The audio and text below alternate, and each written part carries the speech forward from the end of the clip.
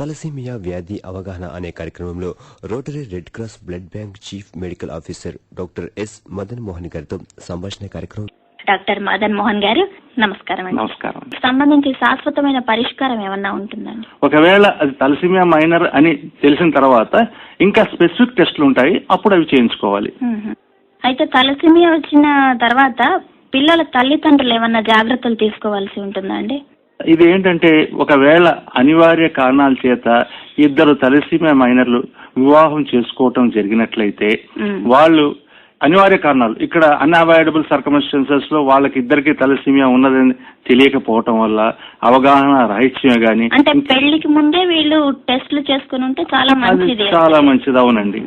కానీ అది ఎంతమంది చేస్తుంటారు, కొన్నిసార్లు ఏంటంటే తలసేమియా మైనర్ అని గుర్తించబడినట్లయితే వాళ్ళు అట్లీస్ట్ మ్యారేజ్ చేసుకున్న తర్వాత అయినా లేకపోతే గర్భధారణ జరిగినట్లయితే అటువంటి సమయంలో కూడా 10 నుంచి 12 వారాల లోపు ఆ గర్భస్థ శిశువు యొక్క జన్యు లక్షణాలని ఎలక్ట్రోఫోరెసిస్ అనే పరీక్ష ద్వారా తలసేమియా మేజర్ గాని లేక ఇతరత్రా జన్యు అవలోపాలు ఉన్నట్టయితే తల్లిదండ్రులు నిర్ణయించుకోవచ్చు ఆ బిడ్డని కందామా లేకపోతే వద్దా, అబార్షన్ చేయించుకుందామా. తేలిగ్గా ఉంటుంది. కడుపులో ఉండగానే బిడ్డకి సంబంధించినటువంటి వ్యాధి మనకి బయటపడుతుంది. అవునండి, చాలా ఉన్నాయండి. మనం చాలా వైజ్ఞానికంగా చాలా ఎదిగాము కాబట్టి ఇది చాలా తేలికైన పని. అందులో 10-12 వారాల లోపల బిడ్డకి ఎటువంటి రూపురేఖలు రావు కాబట్టి మనకి వాళ్ళ మీద ప్రేమ అనేది మనం అంతగా పెంపొందించుకునే అవకాశం కూడా లేదు. కాకపోతే మీరు అనొచ్చు గర్భ విచ్ఛిత్తి చేసుకోవటం పాపం కదా, కరెక్టే.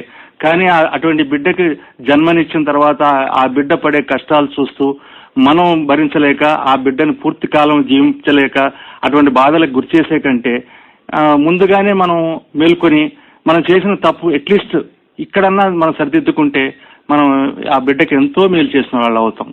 అసలు తలసేమియాకి సంబంధించింది అంటే రక్తానికి సంబంధించినటువంటి వ్యాధి అంటున్నారు మీరు.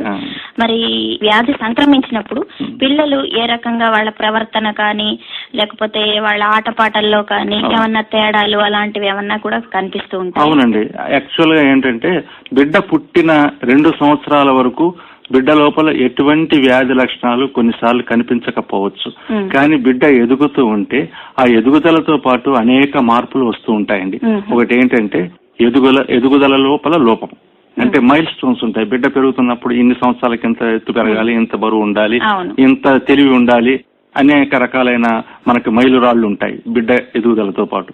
కానీ ఇవన్నీ మనకి ఇక్కడ బిడ్డ యొక్క ఎదుగుదలలో లోపం ఉంటుంది. అలాగే చర్మం రంగు కూడా ఏంటంటే పేల్ ఎల్లో అంటే పాలిపోయిన పసుపు వర్ణంలో ఉంటుందండి. తర్వాత ముఖానికి సంబంధించిన ఎముకలు పొడుచుకొచ్చి ఉంటాయి. తల కూడా పొడుగ్గా కోలగా రావటం జరుగుతుంది.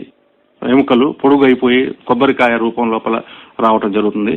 అలాగే కడుపు లోపల ఉన్న లివర్ గాని స్ప్లీన్ గాని ఇవన్నీ ఎన్లార్జ్ అయిపోయి కడుపు పెరిగిపోతుంది, బాణకడుపు లాగా తయారవుతుంది. పిల్లవాడికి రక్తం లేకపోవటం వల్ల పాలిపోవటం జరుగుతుంది. అప్పుడే మనం ఆ పిల్లవాడిని తీసుకువెళ్లి డాక్టర్ చేత పరీక్ష చేయిస్తే ఈ టెస్ట్లన్నీ చేయిస్తే అప్పుడు అతనికి thalassaemia major, beta thalassaemia major అనే వ్యాధి ఉన్నదనేది అప్పుడు నిర్ధారణ జరుగుతుంది. ఇక అప్పటి నుంచి బిడ్డకి ప్రతి 3 వారాలకు ఒకసారి రక్తం ఎక్కించవలసిన అవసరం ఎంతైనా ఉంది. అలాగే సంవత్సరం లోపల మనం కనీసం 10-12 సార్లు రక్తం ఎక్కించుకోవాల్సిన ఆవశ్యకత ఎంతైనా ఉంది. కానీ ఇలా రిపీటెడ్ గా మనం అంటే పలుమార్లు రక్తం ఎక్కించుకోవటం వల్ల అది ఒకటే పిల్లవాడికి రోగ నివారణ గాని వ్యాధికి నుంచి రక్షణ గాని కల్పించదండి. ఇంకా చాలా వాళ్ళ లోపల అవగాహన కావాలి. ఏంటంటే ఇలా పదే రక్తం ఎక్కించుకోవటం వల్ల రక్తంలో ఇనుప ధాతువు యొక్క నిల్వలు పెరిగిపోతాయి. పెరిగిపోయి ఒక క్రిటికల్ స్టేజ్ కి వస్తుంది. ఆ స్టేజ్ కి వచ్చినప్పుడు ఏమవుతుందంటే లివర్ ఎన్లార్జ్ అవుతుంది, హార్ట్ ఎన్లార్జ్ అవుతుంది, తర్వాత స్ప్లీన్ దెబ్బతింటుంది, ప్యాంక్రియాస్ దెబ్బతింటాయి. ఈ ప్యాంక్రియాస్ దెబ్బతింటం వల్ల చక్కెర వ్యాధి కూడా అంటే డయాబెటీస్ కూడా ఆ పిల్లవాడికి వచ్చే అవకాశం ఉంది. ఆడుతూ పాడుతూ అమ్మఒడిలో హాయిగా గడపవలసిన చిన్నారి పసిమొగ్గలాంటి జీవితాన్ని ఒక అడుగు తల్లివడిలో ఒక అడుగు ముచ్చివడికి వడివడిగా సాగుతూ తన జీవితాన్ని జీవన్మరణ సమస్యతో పోరాడుతూ ఈ యొక్క మృత్యు యొక్క కరవాలం చేతిలో చిక్కి మృత్యుశయ్యకి చేరువవుతూ ఉన్నారు మన చిన్నారులు. వీళ్ళని మనం బతికించాలంటే అనునిత్యము వారికి అనేక రకాలైన వైద్య సేవలు అందిస్తూ రోగం యొక్క లక్షణాలను ఆ తల్లిదండ్రులు అవగాహన కల్పిస్తూ ఇవన్నీ సక్రమంగా చేస్తే ఆ పిల్లవాడి జీవితం కేవలం 20 నుంచి 30 సంవత్సరాలు మాత్రమే. అంతకు మించి వాళ్ళు బతకటం అరుదైన సంఘటన. దీనికి సంబంధించి శాశ్వతమైన పరిష్కారం ఏమన్నా ఉంటుందండి? లేకే ఉందండి. మనం వైజ్ఞానికంగా చాలా చాలా ఎదిగాము. కాకపోతే ఈ వ్యాధి కేవలం చాలా మందిలో నేను చూస్తుంది ఏంటంటే అతి నిరుపేద కుటుంబంలో ఉన్న పిల్లలే దీని నుంచి బాధపడుతున్నారు. వాళ్ళకేంటంటే ఆర్థిక స్తోమత లేదు, అసలు ఎటువంటి వైద్యపరమైన అవకాశం అందించడానికి పిల్లవాడికి కూడా వాళ్ళ ఆర్థిక స్తోమత చాలా దిగజారిపోయి ఉందండి. Economically very very poor and చాలా తల్లిదండ్రుల్లో కూడా అవగాహన లేకపోవటమే.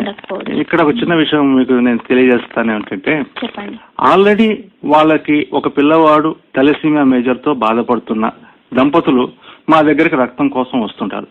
తిరిగి ఆమె ప్రెగ్నెన్సీతో ఉంటుంది. యాక్చువల్ గా ఎంత అవగాహన రాయొచ్చో మీరు ఇక్కడ ఒక్క క్షణం ఆలోచించండి.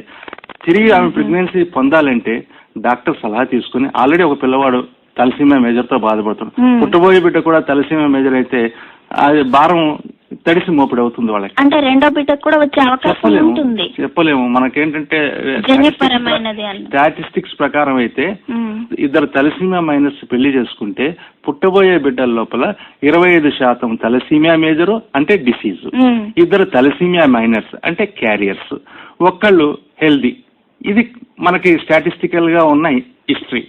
కానీ ఒకవేళ ఇలా కూడా జరగవచ్చు. 4 పిల్లలు థాలసీమియా మేజర్ పుట్టవచ్చు, 2 పిల్లలు థాలసీమియా మేజర్ కావచ్చు, అందరూ థాలసీమియా మైనర్ కావచ్చు. కాబట్టి నేను ఒక ఫ్యామిలీలో చూశాను, ఒక కానిస్టేబుల్ అంట, తన మొదటి అమ్మాయి ఏమో థాలసీమియా మేజరు, రెండో పాప కూడా థాలసీమియా మేజరు. మరి ఇక్కడ మనం ఏదో సిద్ధాంతాలు నమ్ముకొని ఈ పుస్తకాల్లో చదివి మన స్టాటిస్టిక్స్ ని ప్రాక్టికల్ గా మనం ప్రయోగాత్మకంగా చేయాలంటే మనకి కొన్నిసార్లు మనం దెబ్బతినవచ్చు. కాబట్టి దీనికంటే ముఖ్యంగా మనం చేయాల్సింది ఏంటంటే గర్భధారణ జరిపినప్పుడే 10 నుంచి 12 వారాల లోపు ఈ జన్యుకు సంబంధించిన టెస్టులు చేయించుకుని థాలసీమియా మేజర్ లేదనుకుంటే ఆ ప్రెగ్నెన్సీని కంటిన్యూ చేస్తే అది బాగుంటుంది. కాబట్టి ప్రతి ఒక్కళ్ళు తెలుసుకోవాల్సిన అవసరం ఎంతైనా ఉంది. ప్రతి నెలకు ఒకసారి రక్త మార్పిడి అవసరము అన్నారు కదా, మరి ప్రతి నెలకు ఒకసారి రక్త మార్పిడి అన్నప్పుడు మరి తల్లిదండ్రులు గాని పిల్లలు గాని చాలా బాధపడుతూ ఉంటారు. ఒక్కొక్కసారి ఫైనాన్షియల్ గా కూడా మరి ఆర్థిక పరమైన ఇబ్బందులు కూడా వాళ్ళని కుంగదీసే అవకాశం ఉంటుంది కదా.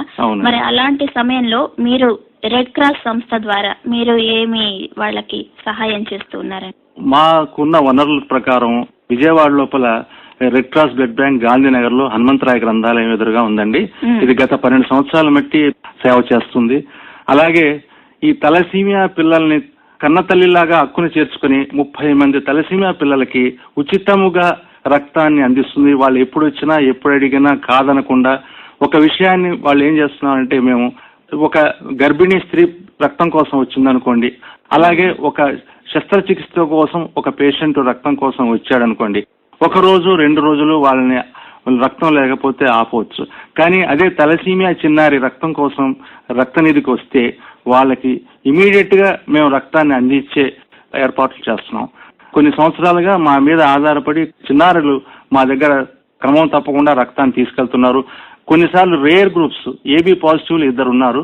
ఆ ఏబీ పాజిటివ్ ను కూడా మేము సకాలంలో వాళ్ళకి అందిస్తున్నామని చెప్పుకోవడానికి మేము చాలా సంతోషపడుతున్నామండి. అలాగే వాళ్ళకి రక్తం అందించడంలో ఎటువంటి కష్టం కలగకుండా రెడ్ క్రాస్ బ్లడ్ బ్యాంక్ వాళ్ళకి సేవ చేస్తుందండి. ఈ red cross blood bank Vijayawada collector గారు ప్రెసిడెంట్షిప్ లోపల, అలాగే చైర్మన్ డాక్టర్ ఏ శ్రీధర్ రెడ్డి గారి ఆధ్వర్యంలో నడుస్తుంది. వారి యొక్క పూర్తి సహాయ సహకారాలు మాకు ఉన్నాయి కాబట్టి మేము వీళ్ళందరికీ ఇలా సేవ చేయగలుగుతున్నాము.